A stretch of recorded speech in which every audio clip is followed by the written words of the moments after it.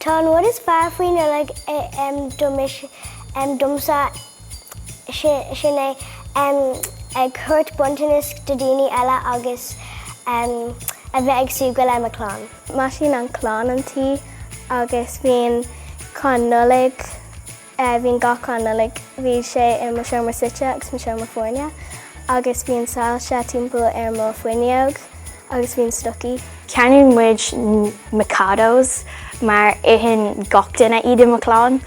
Bhí mo great iadó, bhí tá sin an bhrud is fearr. Téim mé sí staire le me grethar agus ma wama agus me iadi agus spéidir mo wama orintha hagan si isteach agus an sin cnágmuid ar an duras agus a curmuid cest an bhfuil daddy na Nollag fós an sin agus an sin téimmuid isteach agus osclaíonmuid na bruntainnaí agus an sin beagmuid ag spríoló.